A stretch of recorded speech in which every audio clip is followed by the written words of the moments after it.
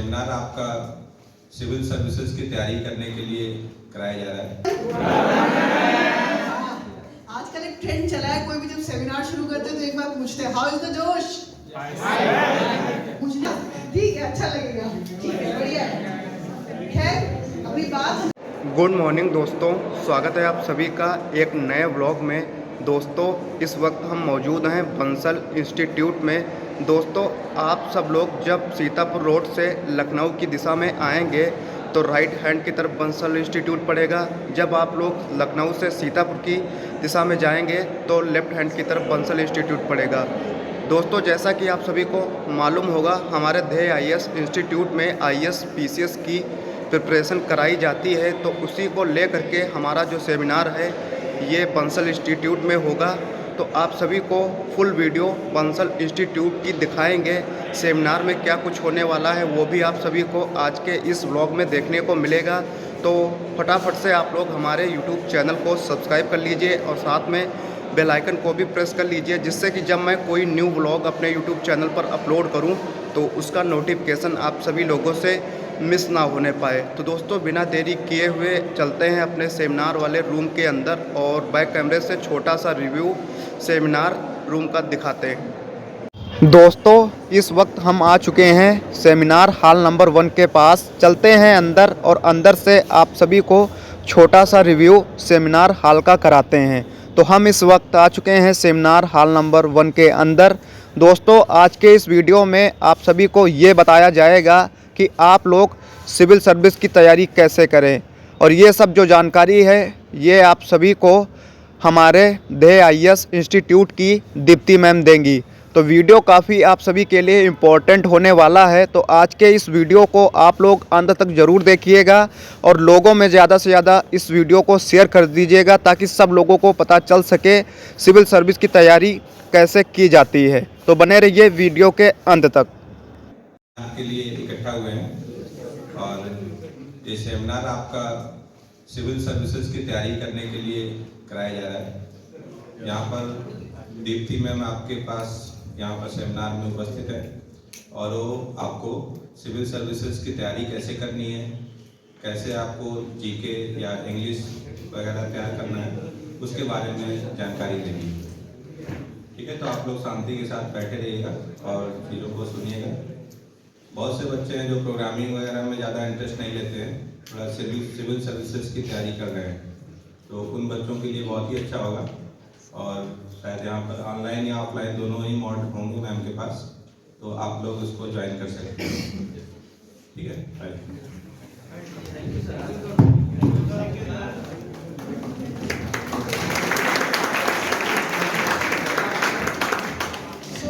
Good afternoon everyone.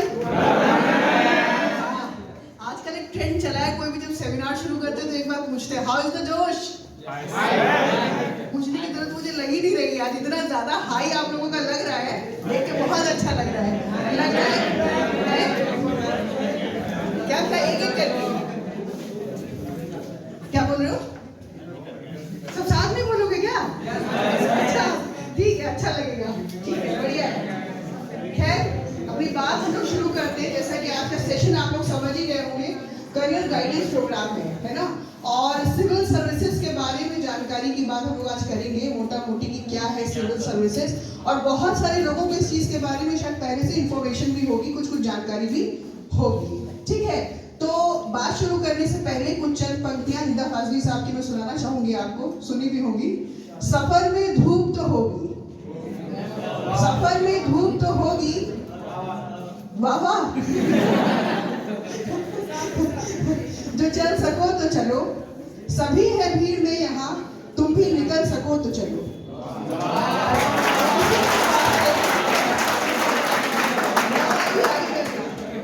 किसी के वास्ते या राहें कहाँ बदल सकती है, किसी के वास्ते या राहें कहाँ बदलती है, तुम भी निकल सको तो चलो। ठीक है, ये पंक्तियां निदा फाजली साहब की हैं और ये मैंने यूं ही नहीं सुनाई है वाह वाह करने के लिए, ये मैंने इसलिए सुनाई है क्योंकि जो बात मैं आगे करने जा रही हूँ, जो चीजें मैं आप लोगों को बताने वाली हूँ, वो कहीं ना कहीं पंक्तियों से सीधे सीधे रिलेट करने वाली हैं, जुड़ने वाली पंक्तियां हैं।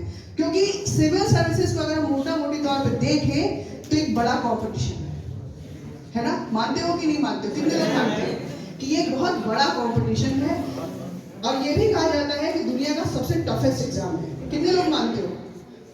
मान रहे हैं, ठीक है। तो अब थोड़ी देर बाद जब ये सेशन एंड होगा तो एक बार तो कहो कि चलो कोशिश करके देखते हैं, है ना? है ना? तो जैसे अब हम लोग बात करने वाली शुरू करने वाले हैं कि सिविल सर्विसेज वाई, क्यों, आखिर आप लोग ऑलरेडी देखा जाए तो करियर सेटल है, बीटेक के स्टूडेंट्स हो, इंजीनियर्स हो, है ना? क्या ऐसी क्या जरूरत है हमको सिविल सर्विसेज की तैयारी करने? लाइफ तो सेट है ना, सबसे अच्छी बात है। क्या दिक्कत है इसमें? 4 साल के बाद अपने आप अपने पैरों पर खड़े हो जाओगे, अच्छी जॉब मिल जाएगी, तो फिर ऐसे में सिविल सर्विसेज क्यों? ठीक है, तो मैं एक एक करके पहले देखो, जो इंटरेक्शन जब तक नहीं होता, बातचीत दोनों तरफ से नहीं, तब तक कुछ निकल के नहीं आता है। तो मैं चाहूंगी कि एक एक करके, ऐसे ग्रुप वाला नहीं, अगर जो कुछ भी इंफॉर्मेशन है, जो कुछ भी कहना चाहते हो तो एक एक करके बोलो। तो अगर मेरा पहला सवाल ये है कि ये मैं पूछूं कि सिविल सर्विसेज के बारे में कितने लोग जानते हैं ठीक ढंग से? तो सब बोल रहे थे, उठाओ देखो, अगर सिविल सर्विसेज ऐसी चीज है, पहली चीज ये है कि हाथ खड़ा करना, सवाल उठाना आना चाहिए। अगर सवाल करना नहीं जानते हो ना तो फिर पर्सनैलिटी कभी इनहैंस नहीं हो सकती, समझ रहे हो? क्योंकि सिविल सर्विसेज जो है मात्र एक सेवा नहीं है ना, या कोई सिर्फ एक जॉब नहीं है, पूरा ओवरऑल पर्सनैलिटी की बात होती है। जब तक इंटरव्यू का सेशन होने का मतलब ये है कि जब तक ओवरऑल पर्सनैलिटी जब तक चेंज नहीं होगी, आपके गुण आपके में नहीं दिखाई देंगे, आप सिविल सर्विस नहीं मिल पाएंगे। सर बेहतर होगा क्या हम लोग ये दरवाजा बंद कर सकते हैं? शोर मुझे लग रहा है ज्यादा आ रहा है। क्या हुआ? इंफॉर्मेशन ही नहीं है क्या? बेइज्जती कराओगे? है तो फिर बोलो यार, खड़े हो। बाकी लोग शांत। हाँ जी जी, ठीक है। सिविल सेवाएं होती क्या है वो बताओ। ये तो आपको पैटर्न बताया, स्टेजेस बताया कि एग्जाम कैसे होता है। बात यहाँ पर सवाल ये है कि सिविल सर्विसेज क्या होता क्या है, क्या है क्या ये? पब्लिक सर्विस से क्या समझ रहे हो? जनता की सेवा। बहुत अच्छा, जनता की सेवा वो तो नेता भी करता है।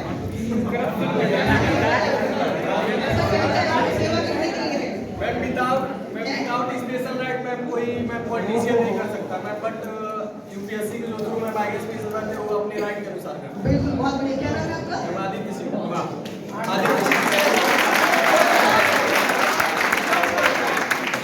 आपको बताना चाहेगा?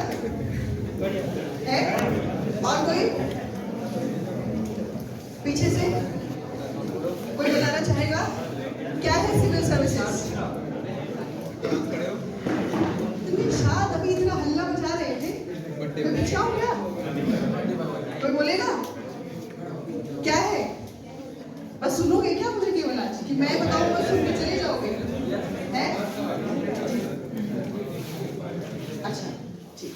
सिविल सर्विसेज हर साल होने वाला एग्जाम है, ठीक है। यूपीएससी हमारा संघ लोक सेवा आयोग जो है हर साल वैकेंसी निकालता है। ये ऑलमोस्ट मान लीजिए कि फरवरी मार्च के महीने में वैकेंसीज निकलती हैं, फॉर्म भरे जाते हैं, जून के महीने में इसका प्रिलिमिनरी एग्जाम होता है, ठीक है। एंड देन मेंस होता है, एंड देन इंटरव्यू होता है। स्लाइड्स भी चलाते रहिए प्रिया जी, ठीक है। 3 स्टेजेस का ये एग्जाम है, ठीक है, प्रीलिम्स, मेंस एंड इंटरव्यू। अब बात हम लोग ये करते हैं, स्लाइड लग रही है, इसके आगे हम लोग देखते जाएंगे कि कौन कौन सी पोस्ट आती है इसमें, ठीक है। पोस्ट वाली स्लाइड लगा दीजिए, पोस्ट वाली।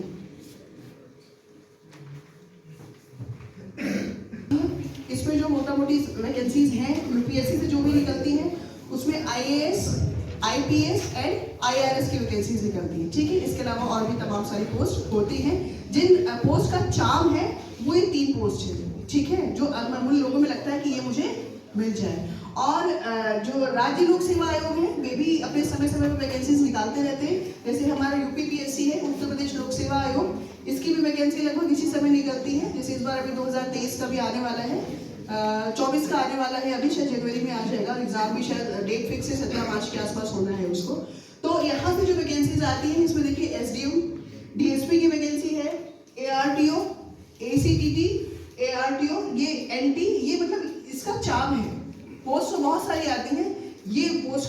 काम रहता है स्टूडेंट्स में कि इनमें से कोई मिल जाए, ठीक है। तो इस तरह की तमाम सारी वैकेंसीज आती हैं जो वास्तव में आपको सिर्फ देखो जॉब करोगे तो किसके लिए करोगे, कंपनी के लिए करोगे, ठीक है। हद से पैसा आएगा, लाइफ सिक्योर हो जाएगी, लेकिन हम एक इंसान है, हमारी अपनी एक पहचान है, हमारी अपनी एक आइडेंटिटी है ना भाई। अपने लिए सोता खाता जीता मर जाता तो एक जानवर नहीं है ना, ऐसा है ना। लेकिन एक ह्यूमन होने के नाते हमारी भी तो कुछ जिम्मेदारी बनती है समाज के प्रति, देश के प्रति। कुछ तो हम ऐसा कर जाएं कि हमारे जाने के बाद लोग हमें याद करें। मानते हो इस बात को कि नहीं? तो सिविल सेवा ऐसा ही एक ऑप्शन है।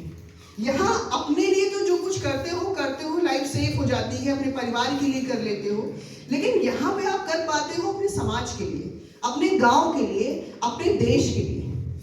समझ रहे बात को? ये वो चीज है, ये वो प्राइड देता है, ये वो ऑनर देता है, आपके हाथ में क्षमता देता है कि आप वास्तव में कुछ कर पाते हो। कभी किसी दोस्त को, कभी जो बेचारा जरूरतमंद है, कभी उसकी कोई मदद करके देखी है कि कैसा फील हुआ था उस दिन? बहुत अच्छा फील हुआ था।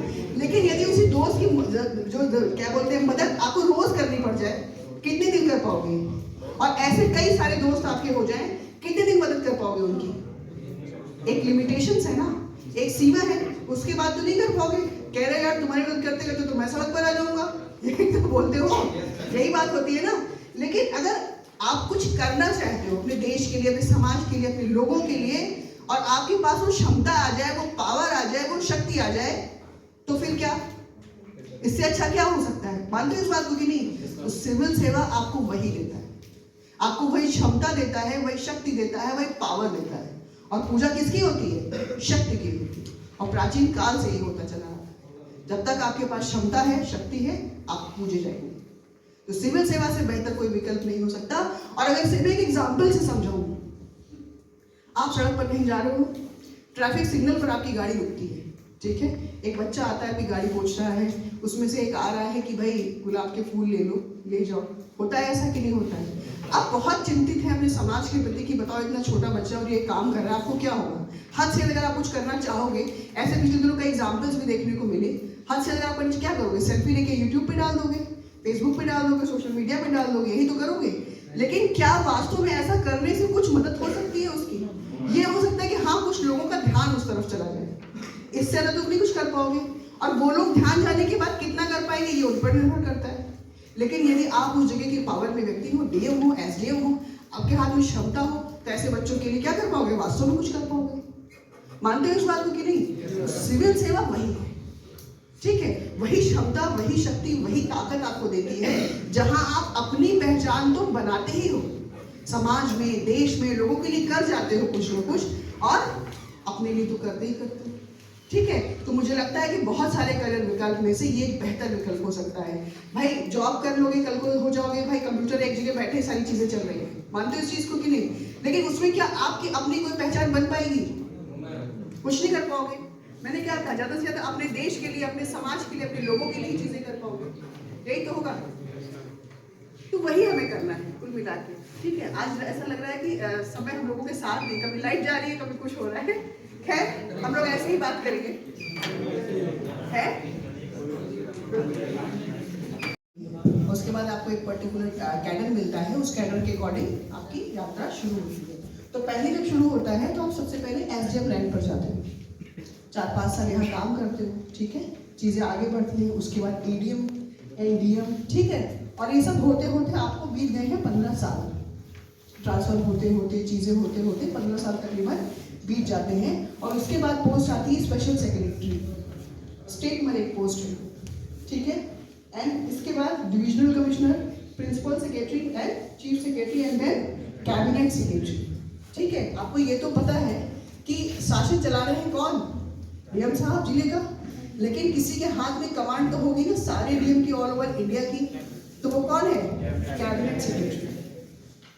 आगे स्लाइड पे जाइए, वो कौन है? Cabinet secretary. अभी देखिए कौन है? राजीव गौबा जी, ठीक है। और देखिए 1982 बैच के ये आईएएस ऑफिसर है, लेकिन इतना आसान नहीं है यहाँ तक पहुँचना, समझ रहे हो? ये तब होगा जब आप 22-23 साल की उम्र में सेलेक्ट हो जाओगे। आप समझ पा रहे हो? यहाँ दिखाने का इनको मतलब ये है कि यहाँ तक पहुँचना है तो काम अभी से जारी कर रखना पड़ेगा, समझ रहे हो? पूरे ऑल ओवर इंडिया सिर्फ एक ये पोस्ट है। और इसके आगे का स्लाइड देखिए, लाइफ कितनी सिक्योर होती है इसके बाद। ये तो मैंने एक बात बताई। इसके बाद अजीत डोभाल का नाम कितने लोगों ने सुना है? सुना है ना? कौन है? इस समय वर्तमान में अपने NSA में रिटायर्ड IPS, ठीक है। तो समझ सकते हो कितना जो उग्रवाद से लेकर के जितने कश्मीर में आतंकवाद हो, पाकिस्तान में बहुत दिन तक जासूसी, इनकी स्टोरी जाके देखना आपको अच्छा लगेगा। ये क्या है? IPS है। रिटायरमेंट के बाद ये अभी NSA बने हुए हैं, मतलब रिटायरमेंट के बाद भी देखो कितना चीजें सिक्योर है। इसके बाद इनको देखिए, रुचिरा कंबोज, ये अभी भी है सेवा में। क्या लिखा हुआ है? Permanent representative of India to the United Nations, 1987 batch की है। समझ पाए? ये कब हुआ? जब ये सही समय पर क्या हुई? सेलेक्ट हुई। अब कहां पहुंचे? समझ रहे हो?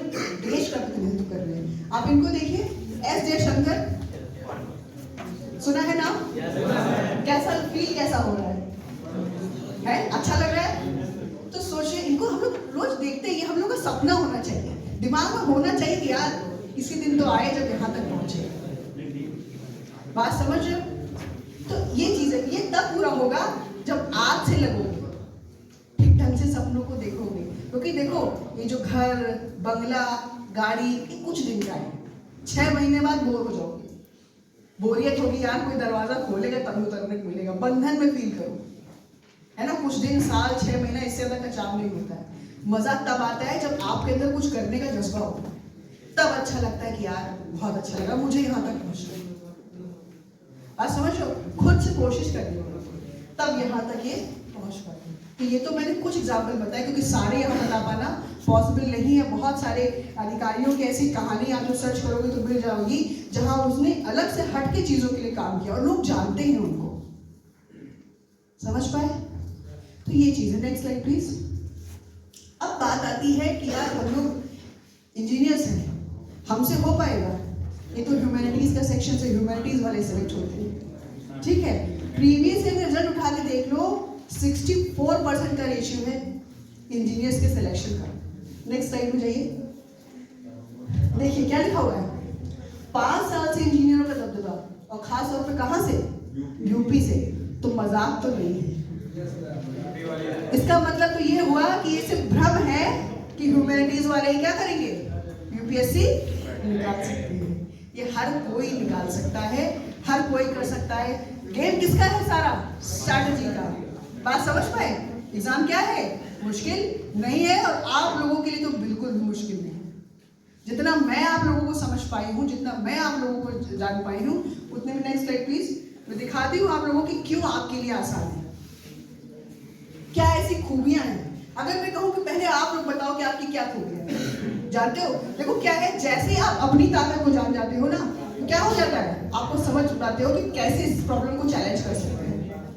ठीक है, प्रॉब्लम का सलूशन तब निकल पाता है जब अपनी ताकत को पहचानते हैं। ठीक है, ह्यूमैनिटीज वाले हिस्ट्री, ज्योग्राफी, पॉलिटी में अच्छा कर लेते होंगे, लेकिन साइंस में सीसैट का अगर पेपर उठा करके देख लो, आज जो जीएस फर्स्ट पेपर में बहुत अच्छा स्कोर ला रहे हैं, सीसैट में फेल कर जाते हैं। वहां कौन आगे बढ़ता है? इंजीनियर्स। ठीक है, तो अपनी ताकत को जानो। ठीक है, प्रीलिम्स के एग्जाम में देखो, जीएस का अगर पुराना स्कोर उठा के देखोगे तो सिंपल है, बहुत ज्यादा स्कोर करने की जरूरत नहीं है, आप पास हो जाओगे। मुद्दा फंसता सीसैट में, क्वालिफाइंग पेपर है, लोग क्वालिफाई ही नहीं कर पाते ह्यूमैनिटीज वाले, उसमें बाजी मार ले जाते हैं। कौन? इंजीनियर्स। ठीक है, आप जैसे लोग। तो मुझे लगता है कि और जो पहली बाधा होती है वो प्रीलिम्स की ही बाधा होती है, वो पार हो जाती तो अगली बाधा क्या है?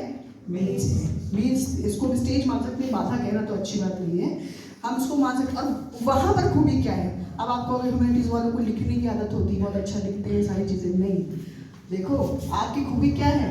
आप टारगेटेड हो, आपको अपना टारगेट पता है। होता है ना ऐसा?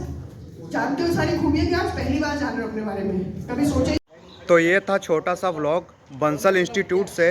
उम्मीद है आप सभी लोगों को अच्छा लगा होगा। मिलते हैं एक नए व्लॉग में, तब तक के लिए अपना ख्याल रखिए।